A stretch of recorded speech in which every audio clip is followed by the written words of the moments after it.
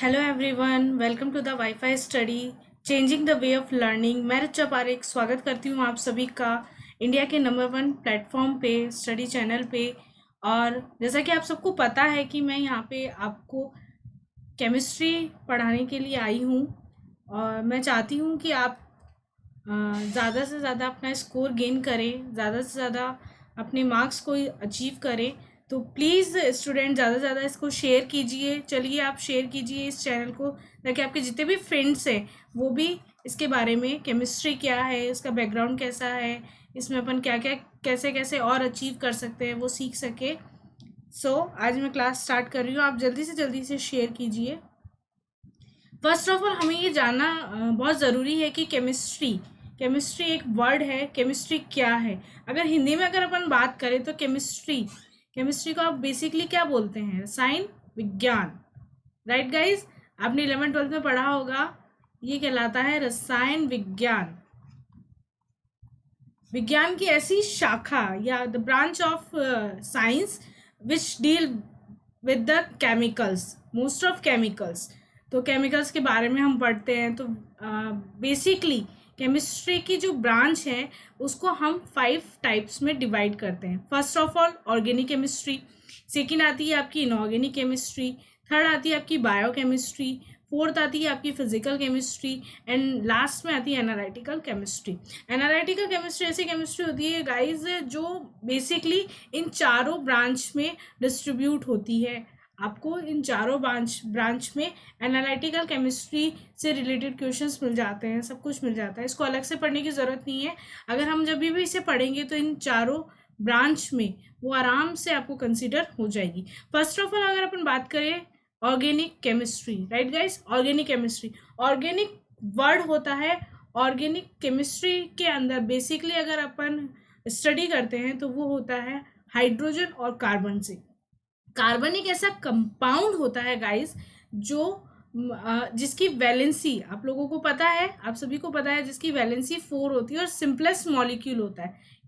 अगर आप रिसर्च अगर आप आपने कभी पढ़ा है गूगल पे, अगर आपने कभी रिसर्च किया है तो आपको ये पता होगा कि 30 मिलियंस ऐसे आपके पास कंपाउंड्स है, ऐसे ऑर्गेनिक कंपाउंड्स हैं जो ऑलरेडी अपन को नोन है। 30 मिलियंस कंपाउंड है और लगभग लगभग 95% कंपाउंड ऐसे हैं जो कार्बन से मिलकर बने हुए हैं। मतलब आप सोचिए 100 में से सिर्फ 5% कंपाउंड ऐसे हैं जिनमें कार्बन की प्रेजेंस नहीं है guys.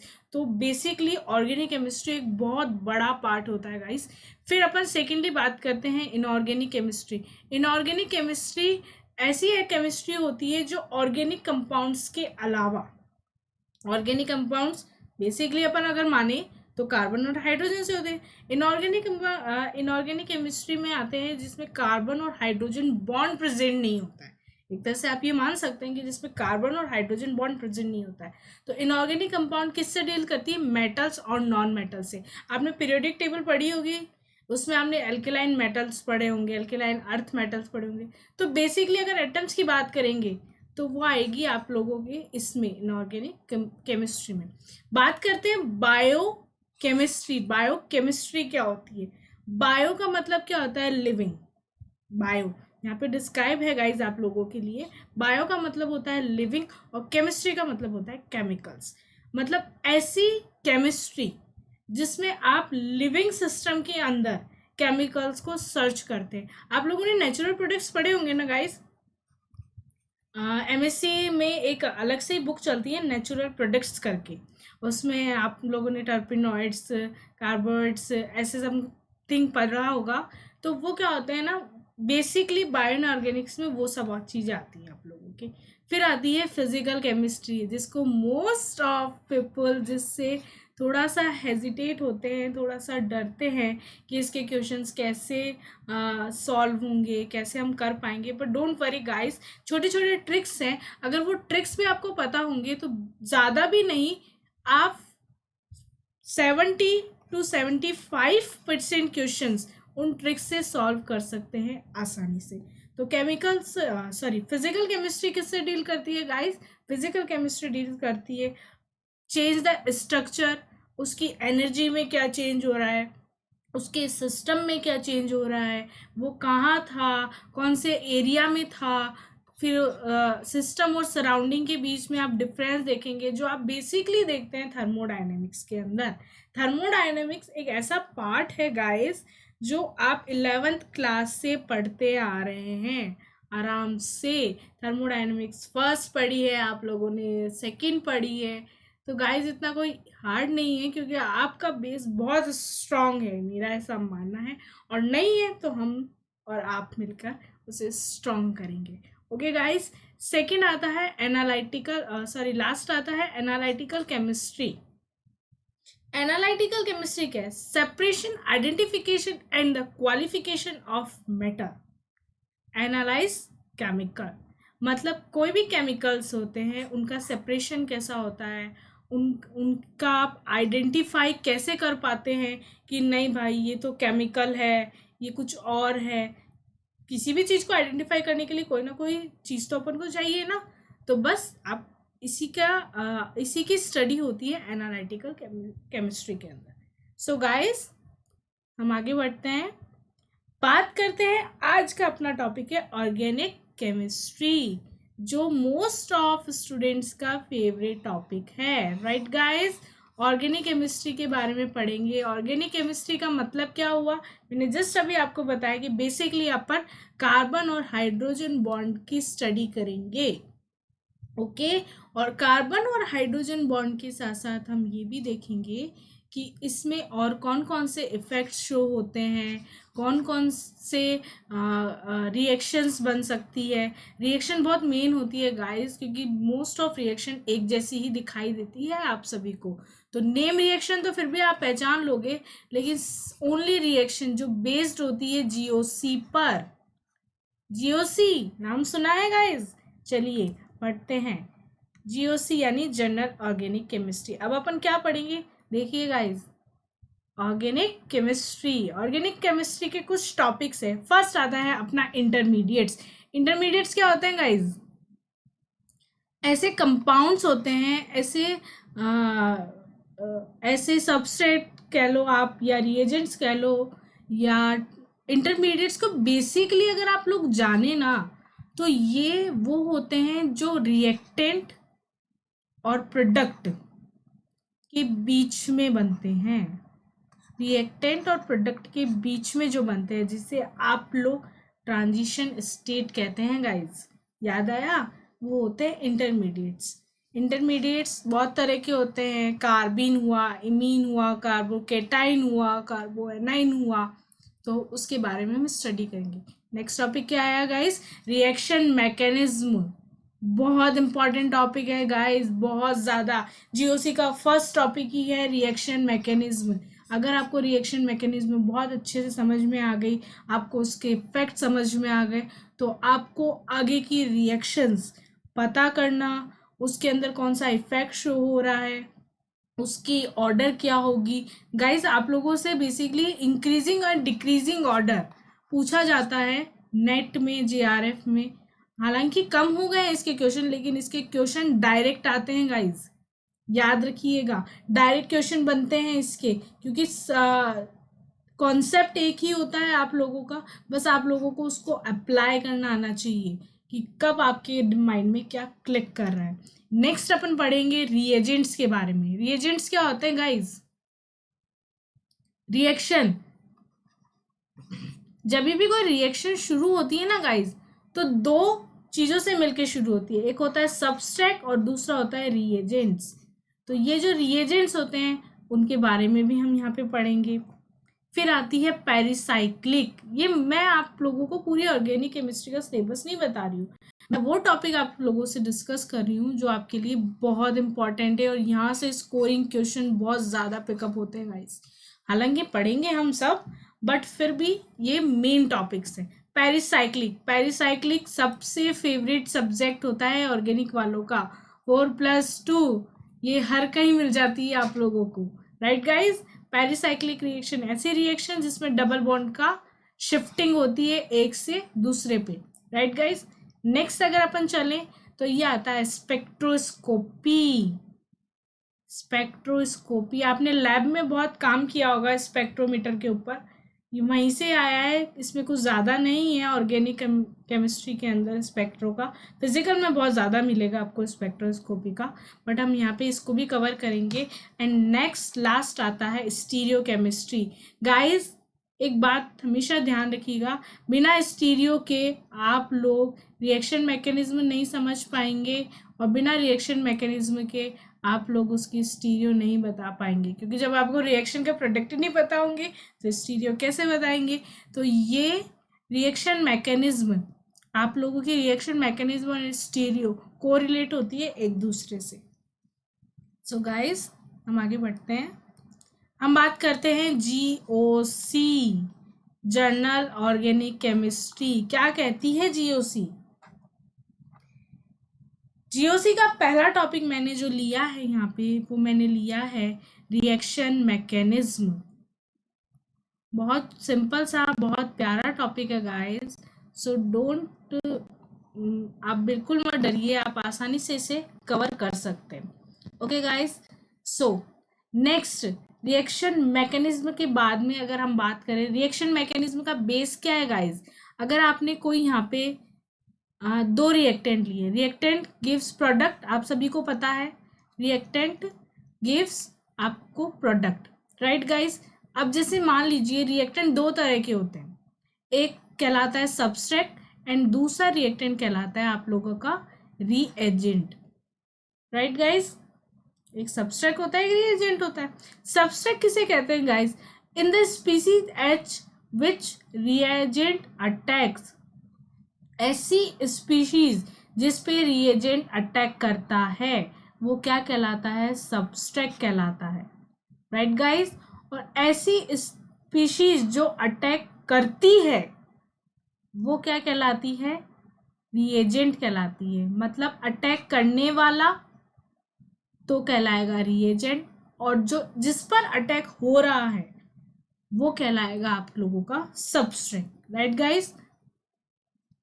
Classification of reagent, reagent कितने टाइप के होते हैं हम यहाँ देखेंगे। रिएजेंट बेसिकली टू टाइप्स के होते हैं गाइस। पहला होता है आप लोगों का इलेक्ट्रोफाइल एंड सेकंड होता है आप लोगों का nucleophile, right guys. Electrophile and nucleophile. रही बात इलेक्ट्रोफाइल की, इलेक्ट्रोफाइल गाइस वर्ड को अगर आप तोड़ोगे, आप लोगों ने हिंदी सबने पढ़ी है, राइट गाइस। छोटे थे अपन हिंदी पढ़ते थे, एक हिंदी में टॉपिक चलता था संधि विच्छेद करो, वर्ड को डिवाइड करो दो कैटेगरीज में। तो इलेक्ट्रोफाइल फर्स्ट निकलता है इलेक्ट्रो एंड दूसरा निकलता है फाइलस, राइट गाइस। पहला इलेक्ट्रो, इलेक्ट्रो का मीनिंग क्या होता है? इलेक्ट्रो का सिंपल सा मीनिंग होता है इलेक्ट्रॉन से। और फाइलस का मीनिंग क्या होता है? फाइलस का मीनिंग निकलता है loving species, right guys, loving species. ऐसी स्पीशीज या ऐसे सब्सट्रैक्ट या ऐसा रिएजेंट जो इलेक्ट्रॉन से प्यार करे, जो इलेक्ट्रॉन को पसंद करे, या जिसके लिए जो इलेक्ट्रॉन की तरफ अट्रैक्ट हो। यहाँ पे मैंने कंसीडर भी किया है। An electrophile is a chemical species that is electron deficient. Electrophile एक ऐसी स्पीशीज होती है जिसमें इलेक्ट्रॉन्स की कमी होती है, इलेक्ट्रॉन्स की कमी है, इसी की वजह से यहाँ प्लस चार्ज आता है, राइट गाइस। एंड देन ये अटैक करता है किस पे? इलेक्ट्रॉन पे, इलेक्ट्रॉन पे अटैक करता है क्योंकि इसके पास ऑलरेडी इलेक्ट्रॉन्स की कमी है। ये अटैक उस पे करेगा जिसके पास इलेक्ट्रॉन की प्रेजेंस ज़्यादा से ज़्यादा होगी। सेकंड अगर अपन पार्ट में डिवाइड करते हैं तो वो होता है न्यूक्लियोफाइल गाइस। न्यूक्लियोफाइल को भी अपन वैसे ही दो कैटेगरीज में डिवाइड कर सकते हैं, पहला न्यूक्लियो एंड दूसरा फाइलस। न्यूक्लियो का मतलब न्यूक्लियस से ले लो गाइस, न्यूक्लियस से अपन ने इसका मीनिंग लिया। और फाइलस का मतलब वही लविंग स्पीशीज, ऐसी स्पीशीज गाइस जो न्यूक्लियस से अट्रैक्ट होती है या न्यूक्लियस से प्यार करती है, मतलब इसके पास इलेक्ट्रॉन्स की प्रेजेंस बहुत ज़्यादा होती है, इलेक्ट्रॉन रिच स्पीशीज होती है। इलेक्ट्रॉन यानी नेगेटिव चार्ज इसमें ज़्यादा से ज़्यादा होता है। यहाँ पे कुछ एग्जाम्पल हैं इलेक्ट्रोफाइल्स के और न्यूक्लियोफाइल्स के। मोस्ट ऑफ जो भी हेलोजेंस हैं वो आप लोगों के क्या होते हैं, न्यूक्लियोफाइल होते हैं। और जितने भी पॉजिटिव चार्ज स्पीशीज होती है, चाहे वो क्लोरीन ले लो, चाहे ब्रोमीन ले लो, चाहे हाइड्रोजन ले लो, कोई सा भी ले लो, नाइट्रोनियम आयन ले लो, डाइनाइट्रो एजोनियम आयन ले लो, नाइट्रोसोनियम आयन ले लो, ये सारे आप लोगों के क्या होते हैं, इलेक्ट्रोफाइल्स होते हैं। तो गाइज आपको समझ में आ रहा होगा। नेक्स्ट अपन गाइज आप लोगों को मैं बता देती हूँ, ये मेरे खुद के नोट्स हैं जिससे मैं आप लोगों को पढ़ा रही हूँ, क्योंकि मुझे इससे बेहतर और कहीं मिला नहीं। तो चलिए अपन लोग क्लासिफिकेशन के अकॉर्डिंग चलते हैं। Classification of electrophile, right guys, classification of electrophiles. Electrophiles का क्लासिफिकेशन किया है जिसको मैंने दो कैटेगरीज में डिवाइड किया है। फर्स्ट होता है positively charge species. Obviously positively charge species, ऐसी स्पीशीज जिसमें पॉजिटिव चार्ज प्रेजेंस हो, वो इलेक्ट्रोफाइल्स के अंदर आएगी। इसमें क्या होते हैं, जैसे कि आपने पहले भी एग्जांपल देख लिया, nitronium ion, nitrosonium, diazonium ion, ये Cl, Br, I, ये नॉर्मल है, आप लोगों को पता है कि जिस पे पॉजिटिव चार्ज होगा वो इलेक्ट्रोफाइल कहलाएगा। बात यहाँ पे ये है कि इसके अलावा भी एक कैटेगरी होती है जिसको बोलते हैं न्यूट्रल स्पीशीज। न्यूट्रल स्पीशीज को अपन फर्दर डिवाइड करते हैं अलग अलग कैटेगरीज में। न्यूट्रल स्पीशीज ऐसी स्पीशीज होती है ना तो उस पर प्लस चार्ज होता है ना उस पर कोई माइनस चार्ज होता है। अपन से बात करते हैं ऐसी स्पीशीज जिसको ना प्लस से लेना देना ना माइनस से लेना देना। सिंपल सी चीज आती है, फर्स्ट आती है अगर आप लोग बात करेंगे species having vacant p orbital. Guys, जिस स्पीशीज के पास वेकेंट p ऑर्बिटल होते हैं वो इसके अंदर इंक्लूड होती है। फर्स्ट होती है BF3, सेकंड होती है BCl3, थर्ड BR3। अगर आप इस लोगों इनके डायग्राम बनाएंगे तो आप लोगों को पता चल जाएगा कि इसमें हाँ भाई वेकेंट p ऑर्बिटल प्रेजेंस होता है। सेकंड अगर अपन बात करेंगे तो species having vacant d orbital also. Second category की क्या लेते हैं अपन, जिसमें वेकेंट डी ऑर्बिटल।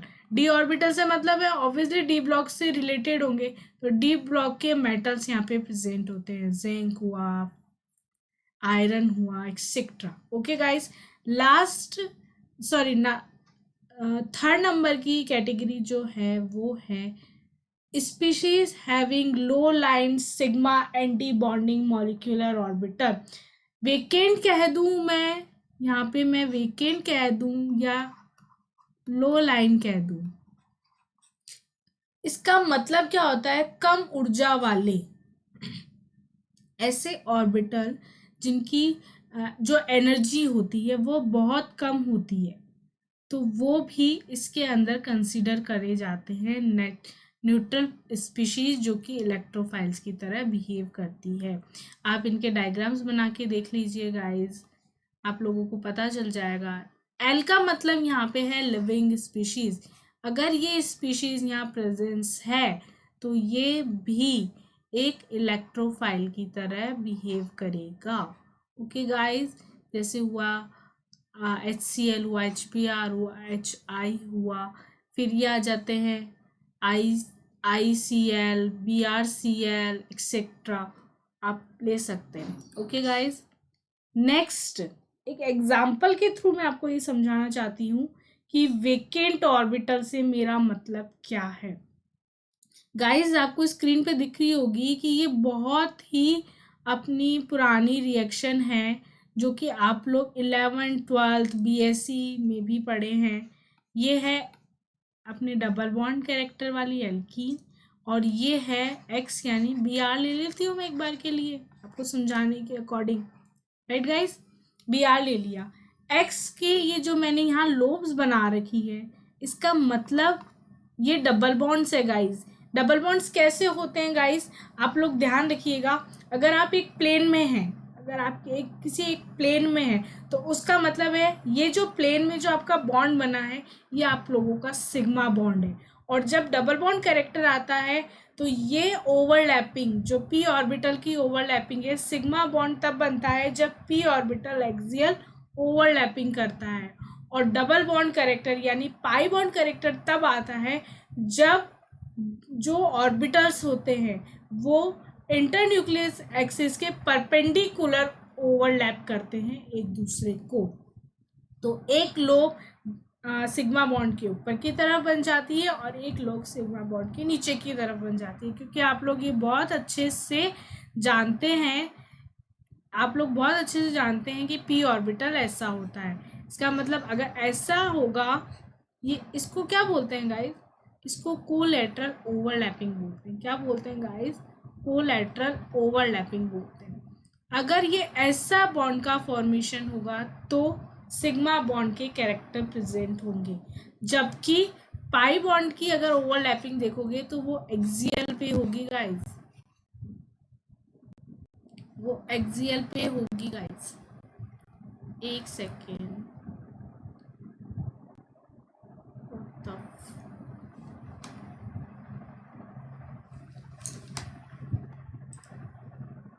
वो एक्सेल पे होगी। सॉरी गाइस, थोड़ा सा। चलिए अपन स्टार्ट करते हैं आगे। इसमें क्या होता है, जैसे मान लीजिए आप लोगों ने बी आर लिया, राइट गाइस। अब बी आर, अगर आप बी आर को देखोगे तो बी आर के पास एक वेकेंट पी ऑर्बिटल रहता है गाइस, एंटी बॉन्डिंग में रहता है। अगर आप बी आर का बना लो ना एमओ डायग्राम, यहाँ पे मैं सिर्फ ओनली पी का बता रही हूँ आप लोगों को। अगर पी का मैं बनाऊँ, 5 रहते हैं, अरे बी आर का इलेक्ट्रॉनिक कॉन्फ़िगरेशन NS2 NP5 यही होता है। 5 मिलके कितने हुए? 10। तो नीचे के में 2, एक यहाँ, एक यहाँ, एक यहाँ, एक यहाँ, हो गया। यानी सिग्मा बॉन्डिंग हो गया और पाई बॉन्डिंग हो गया ऑब्वियसली, क्योंकि ये PX ये PY ऑर्बिटल होता है और जबकि ये PZ ऑर्बिटल होता है, राइट गाइस। क्योंकि हमेशा सिग्मा बॉन्ड अगर बताएगा बाय डिफॉल्ट आपको हमेशा हमेशा ये हमेशा याद रखने की बात है गाइस कि by default internuclear axis is Z axis. अगर वो आपको कंसिडर करके देता है तब तो आपको वो माननी है ही, लेकिन बाय डिफॉल्ट हमेशा आपको जेड एक्सिस ही माननी है। फिर अगर अपन ऊपर जाते हैं तो वैसे ही यहाँ पे 2 हो जाएगा, PX एंड PY। तो ये क्या हो गया? पाई स्टार के अकॉर्डिंग आ गया। और यहाँ पे अगर अपन जाते हैं तो ये हो गया सिग्मा स्टार, जो कि ब्लैंक होता है, राइट गाइस।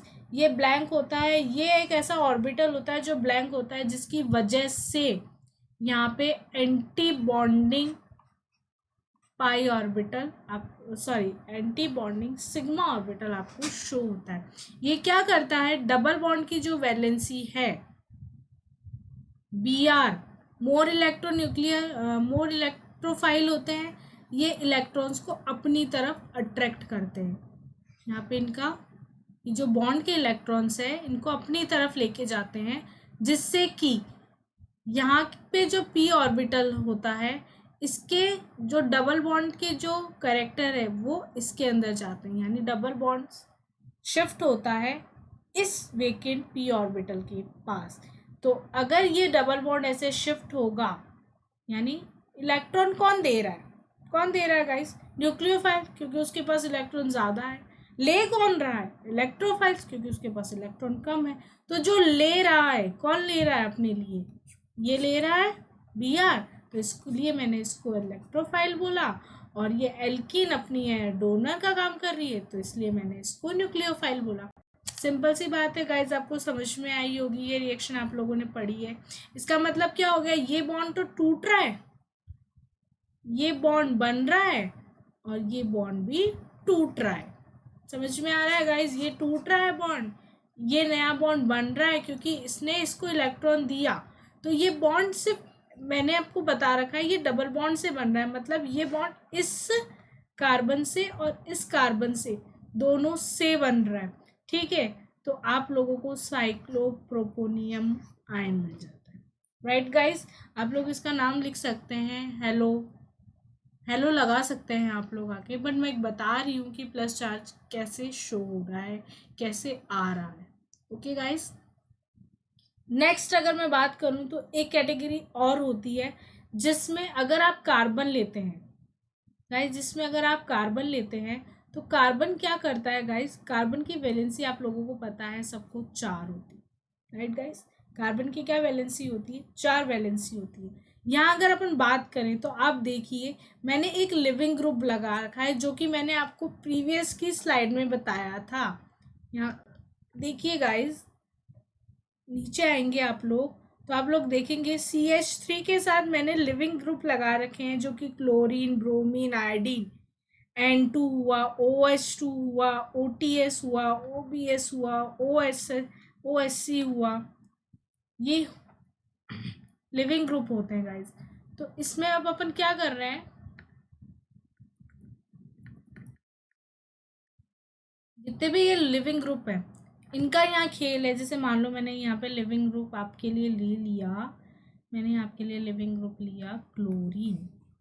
क्या लिया गाइस, क्लोरीन। हमेशा एक चीज याद रखिएगा कि जब भी ये सिचुएशन आप लोगों के सामने आए, ऐसी सिचुएशन आप लोगों के सामने आए कि कार्बन से ऑलरेडी 3 बॉन्डेड हाइड्रोजन जुड़े हुए हैं और एक लिविंग ग्रुप बना जुड़ा हुआ है, जो कि मैं आप लोगों को बता चुकी हूँ।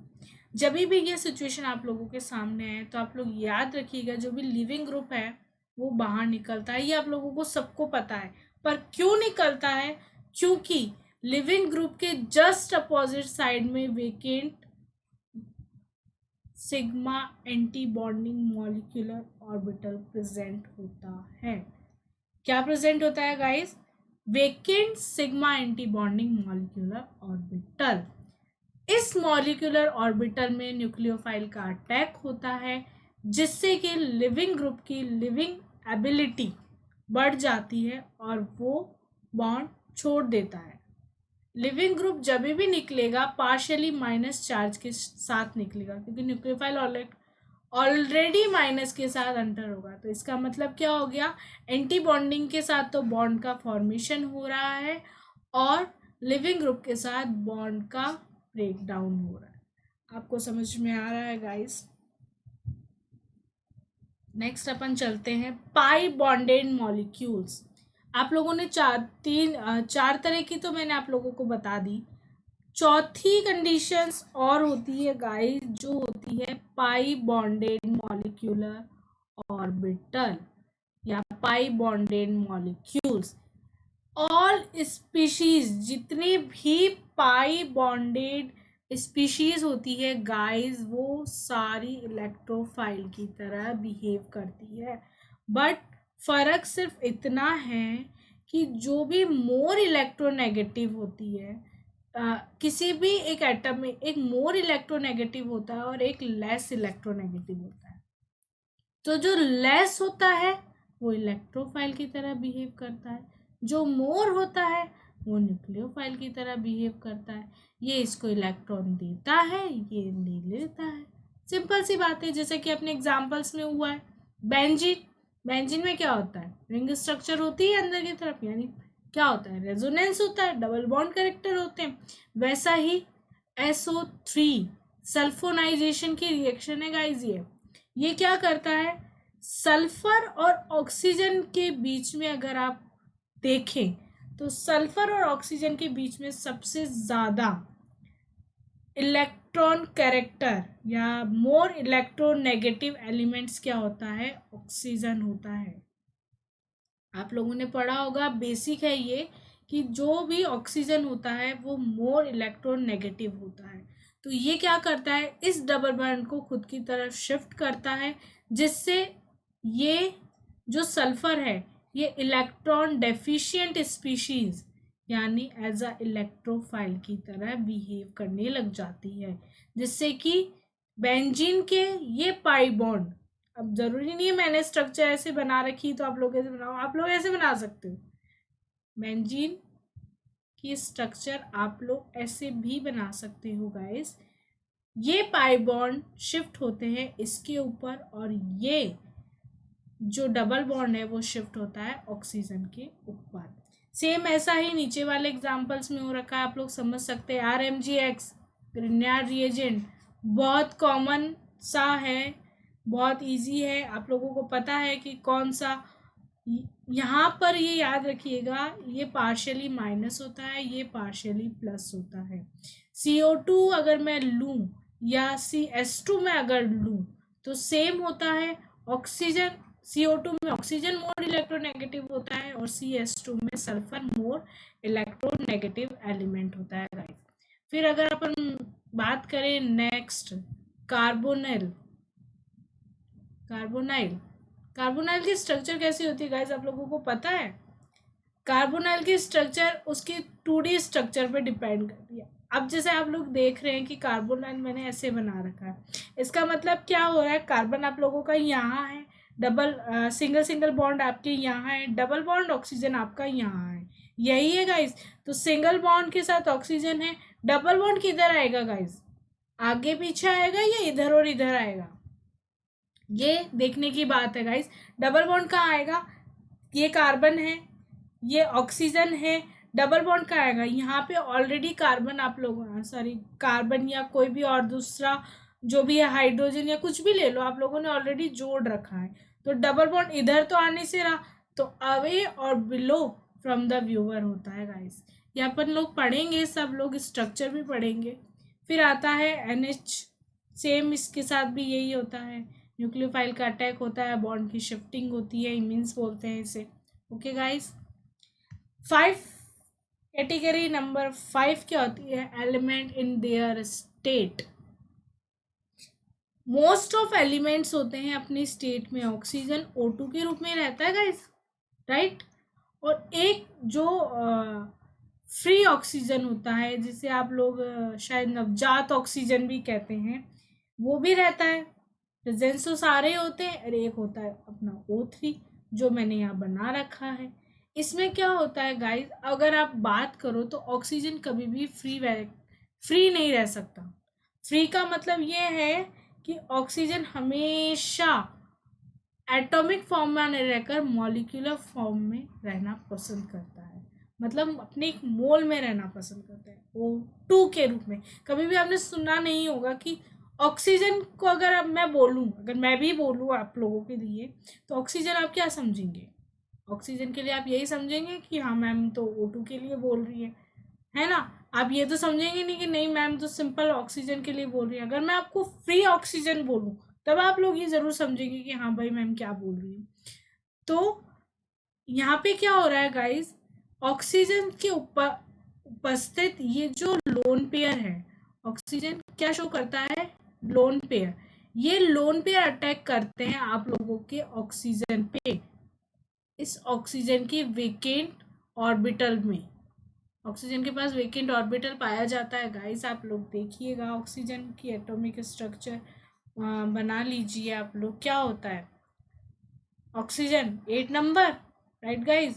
8 का मतलब क्या हो गया, 1s2 2s2 और 2p, 2p क्या 2 या 4, 2p बताइए, 4, 8 तभी तो होगा, 2p 4, 4 का मतलब क्या हो गया, जहाँ p ऑर्बिटल में 6 वैलेंसी फिल करने की कैपेसिटी है, वहाँ पे सिर्फ 2 वैकेंट ऑर्बिटल अभी भी प्रेजेंट है। तो ये दोनों इलेक्ट्रॉन फिलिंग हो सकती है इसमें और इसमें, और एक बॉन्ड का फॉर्मेशन हो सकता है।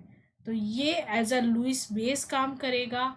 इसके पास कमी है तो ये इलेक्ट्रोफाइल या लुईस एसिड भी बोल सकते हैं आप लोग, इसकी तरह से वर्क करेगा, और फाइनली हमें एक ओजोन का एक अणु मिल जाएगा। ओके गाइस, समझ में आ रहा है आप लोगों को। नेक्स्ट बात करते हैं क्लासिफिकेशन ऑफ न्यूक्लियोफाइल। न्यूक्लियोफाइल के क्लासिफिकेशन, इलेक्ट्रोफाइल्स आप लोग पढ़ चुके हैं, न्यूक्लियोफाइल क्या होती है। न्यूक्लियोफाइल जैसा कि मैंने आपको फर्स्ट में ही बता दिया था, न्यूक्लियोफाइल का मतलब है कि जो न्यूक्लियस लविंग स्पीशीज, न्यूक्लियस से प्यार करें। न्यूक्लियस से प्यार का मतलब है कि इनके पास इलेक्ट्रॉन बहुत ज़्यादा होते हैं, जो किसी भी वेकेंट या ऐसा कह दूं मैं इलेक्ट्रोफाइल को अपनी तरफ अट्रैक्ट कर सकते हैं। तो न्यूक्लियोफाइल बेसिकली 4 कैटेगरीज में मैंने डिवाइड किया है यहाँ पे। फर्स्ट तो आप सब जानते ही हैं, नेगेटिवली चार्ज स्पीशीज, जिसके ऊपर माइनस चार्ज होगा वो ऑब्वियसली, ये तो जनरल थिंग है कि न्यूक्लियोफाइल की तरह बिहेव करेगा। सेकेंड थिंग एक होती है हैविंग लोन पेयर, जिसके पास लोन पेयर भी प्रेजेंट है गाइस, जिसके पास लोन पेयर प्रेजेंट है वो भी न्यूक्लियोफाइल की तरह बिहेव करेगा। यहाँ सल्फर के ऊपर है, यहाँ भी सल्फर के ऊपर है, यहाँ आपके ऑक्सीजन के ऊपर है, यहाँ ऑक्सीजन के ऊपर है, यहाँ नाइट्रोजन के ऊपर है। राइट गाइस, आप लोगों को पता है इतना, तो आप लोगों इसकी इनकी स्ट्रक्चर भी बना सकते हैं आसानी से।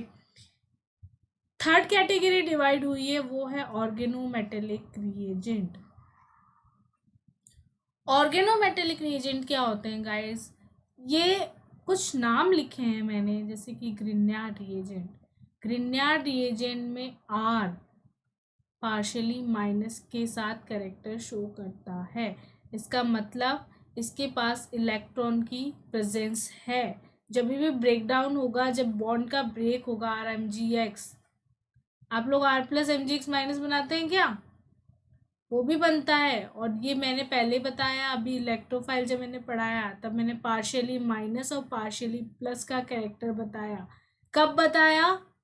जब ये किसी ऐसी स्पीशीज के साथ रिएक्ट करे जिसमें एक तो मोर इलेक्ट्रोनेगेटिव हो और एक लेस इलेक्ट्रोनेगेटिव हो।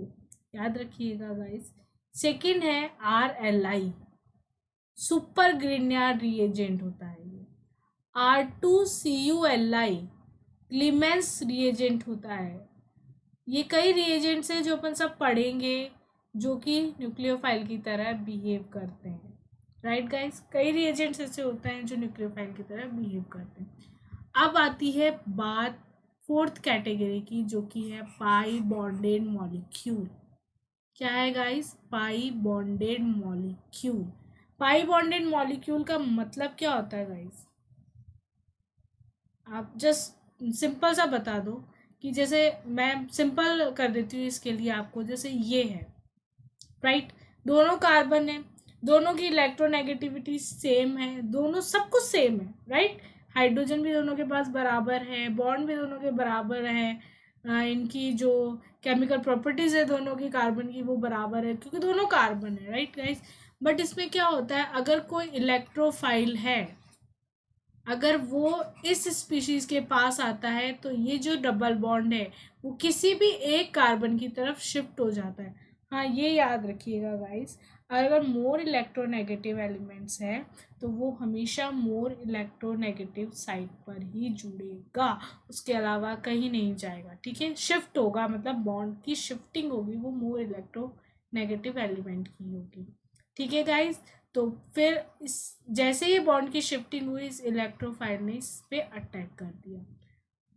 ऐसा ही बेंजीन में भी हो सकता है, ऐसा ही इसमें हो सकता है। इलेक्ट्रॉन रिलीजिंग ग्रुप है गाइस कुछ, ये कुछ ग्रुप्स मैंने यहाँ पे मेंशन है, OH, OR, NH2, NR2, ये कई ग्रुप्स होते हैं गाइस।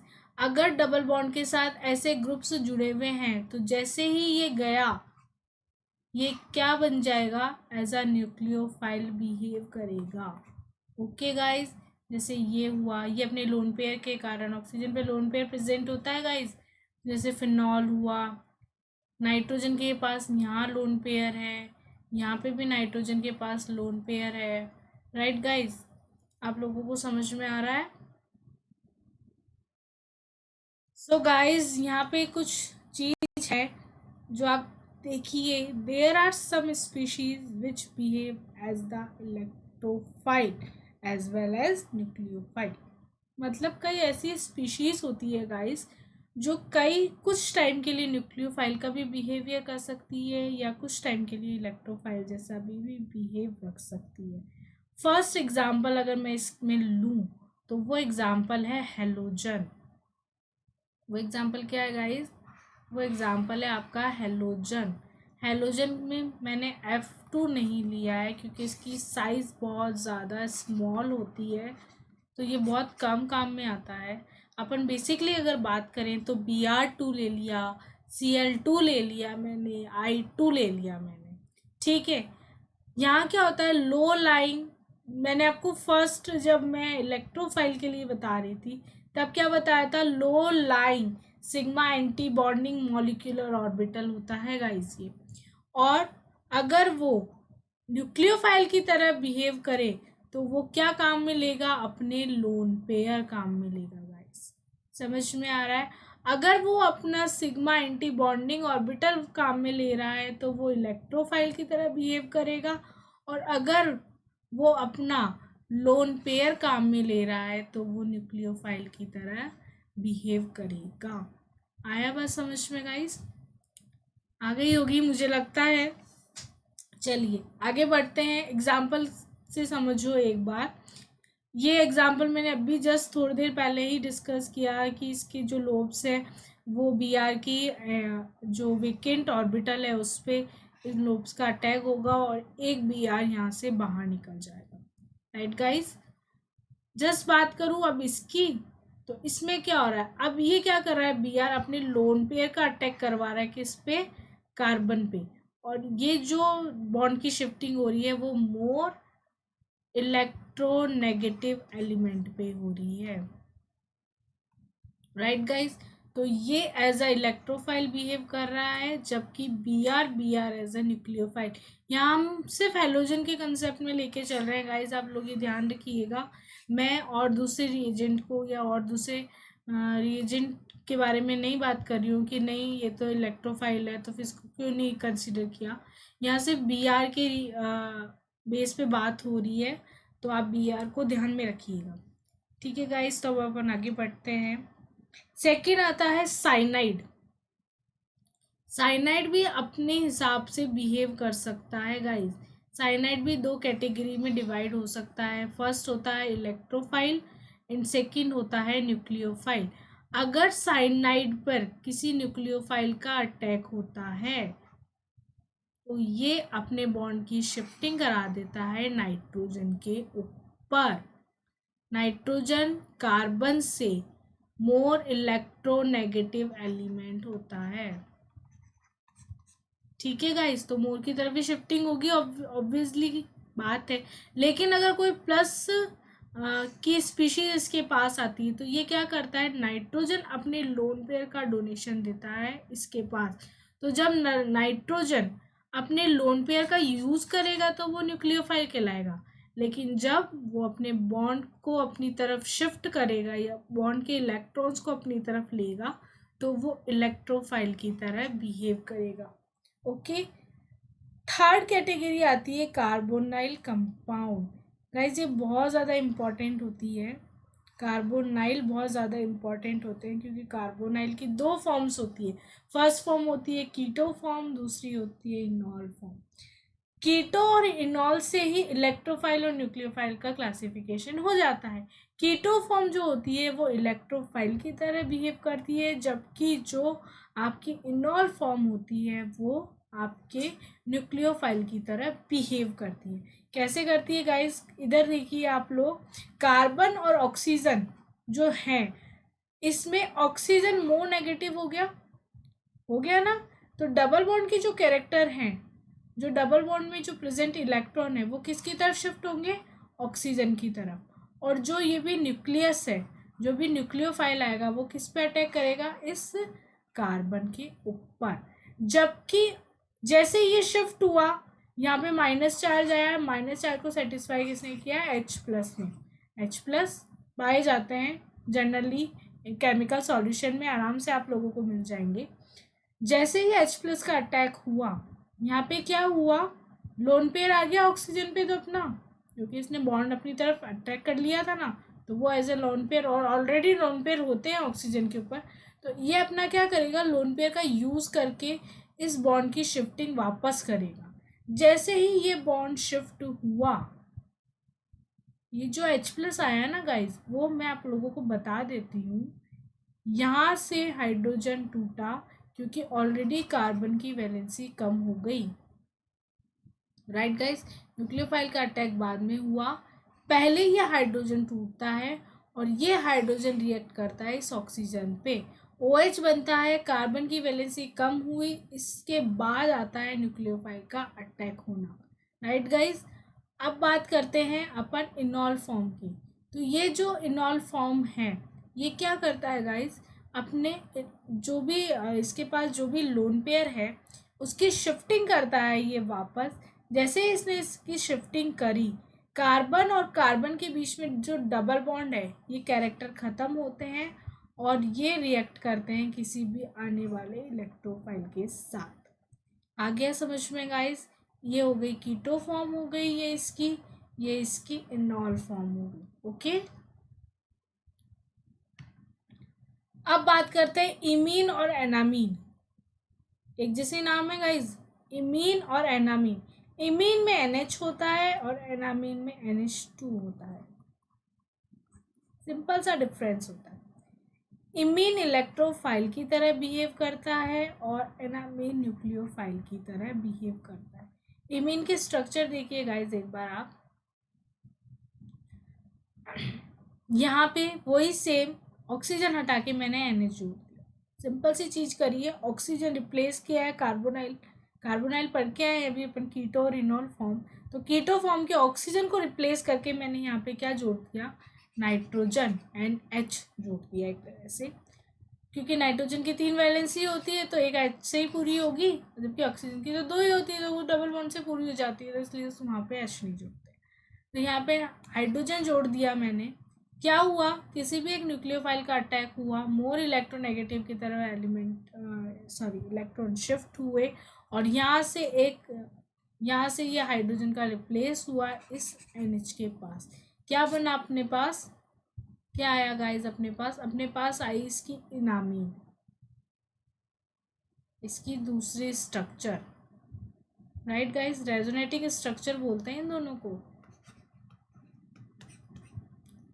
ये क्या कहलाती है, रेजोनेटिंग स्ट्रक्चर कहलाती है। जैसे कीटो और इनॉल होती है अपने आप में रेजोनेटिंग स्ट्रक्चर होती है, वैसे ही इमीन और इनामीन अपने आप में एक रेजोनेटिंग स्ट्रक्चर होती है। रेजोनेटिंग स्ट्रक्चर क्या करती है, इनामीन क्या करती है, यहाँ पे जो ये आप लोगों के इलेक्ट्रॉन होते हैं ना वीकेंड नाइट्रोजन के पास जो प्रेजेंट होते हैं, ये शिफ्ट होते हैं वापस से बॉन्ड में, पाई बॉन्ड का फॉर्मेशन करते हैं और ये जो डबल बॉन्ड है वापस शिफ्ट होता है यहाँ पे और यहाँ से एक हाइड्रोजन वापस रिप्लेस होके कहाँ जाता है, कार्बन के पास। ठीक है गाइस, समझ में आया आप लोगों को, आई होप आप लोगों को समझ में आया होगा। Thank you so much guys, thank you so much कि आप लोगों ने ये देखा। आप लोग ज़्यादा से ज़्यादा जुड़िए, आप लोगों की जो भी क्वेरी हो, जो भी क्वेश्चंस हो मुझसे, वो आप लोग मुझे कमेंट करके बताइए, मैं आप लोगों को उसका सॉल्यूशन दूंगी। होप करती हूँ आपको ये वीडियो पसंद आई होगी। Thank you guys, thank you.